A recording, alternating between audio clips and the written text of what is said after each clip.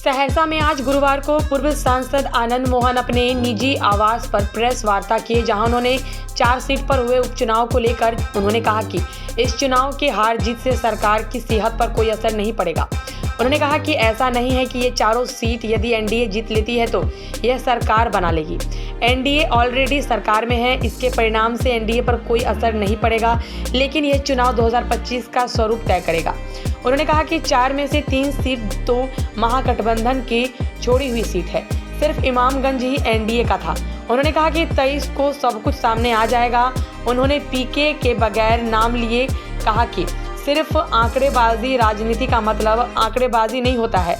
आंकड़ों से यदि राजनीति होती तो जितने भी लड़के कंप्यूटर पर काम करते हैं, चार्टर्ड अकाउंटेंट, सब आंकड़े जुटाने वाले अभी एमपी एमएलए होते।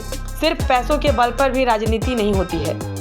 मैंने देखा जो किस तरह शिविरों की तरह शहर बसाए गए, पोर्टेबल सुलभ शौचालय, पोर्टेबल शहर घुमाए जा रहे हैं। युवाओं को बाइक देकर दैनिक मजदूर की तरह एक राजनीति का नया ट्रेंड बिहार में शुरू किया गया है।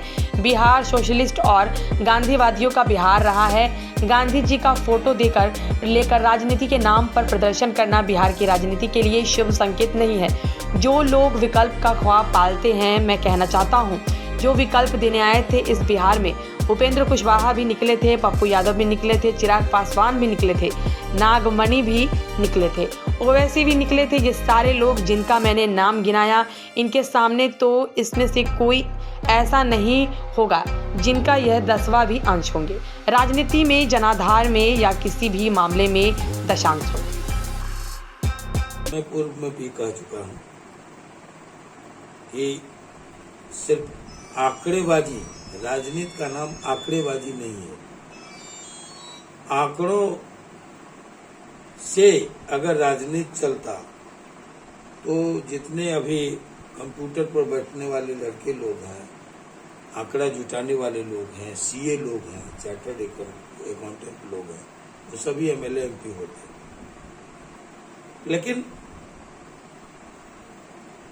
और न सिर्फ पैसे के दम पर राजनीति होती है।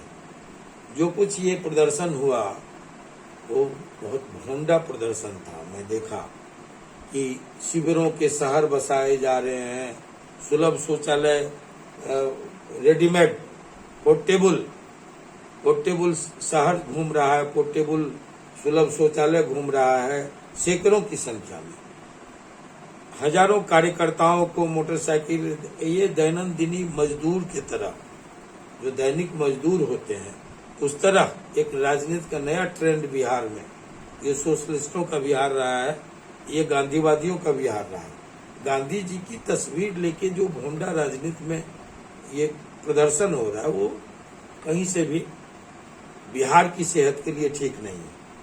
जो लोग विकल्प का ख्वाब पालते हैं, मैं कहना चाहूंगा कि विकल्प देने आए थे इस प्रदेश में, उपेंद्र कुशवाहा जी भी निकले थे, ये पप्पू यादव जी भी निकले थे, चिराग पासवान जी भी निकले थे, नागमणि जी भी निकले थे, ओवैसी जी भी निकले थे, ये सारे लोग। और ये जो व्यक्तित्व है जिनका मैंने नाम गिनाया, इनको अगर इस महोदय के सामने खड़ा कर दीजिए तो उनमें से कोई नहीं है जिसका ये 10वां अंश होंगे राजनीति में।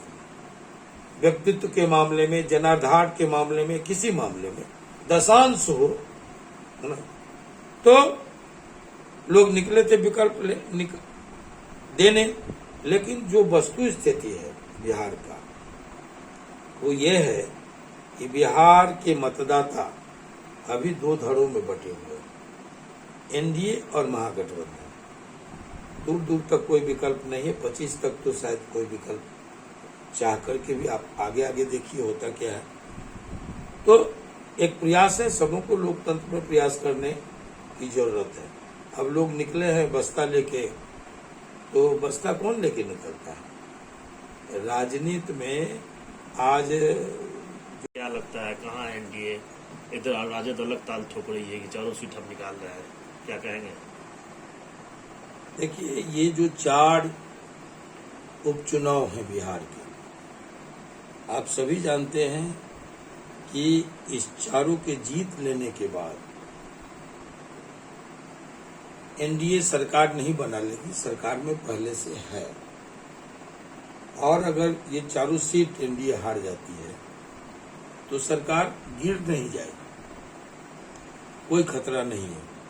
इसलिए सरकार की सेहत पर इन उपचुनावों के हार जीत का कोई असर होने वाला नहीं है। रही बात कि ये जरूर तय करेगा कि 25 कैसा हो, सीटें कौन खाली किया है। जो सीटें खाली हुई हैं वो 3 सीटें महागठबंधन की हैं और 1 सीट मात्र इमामगंज की एनडीए की है। मैं पूरे यकीन के साथ कह सकता हूं, जितना मैं घूमा हूं इन उपचुनावों में, गांव स्तर पर घूमा हूं, ग्रामीण क्षेत्रों में, तो मैं जो देख रहा हूं उसमें इतना जरूर है कि 50% प्लस में एनडीए स्कोर करेगी। तो इसका जो अब तो 23 तारीख को रिजल्ट है, आप सबको स्वागत है, आप देखेंगे। मेरा जितना अनुमान है कि बेला और इमामगंज हम बिल्कुल कंफर्टेबल पोजीशन में जीत रहे हैं।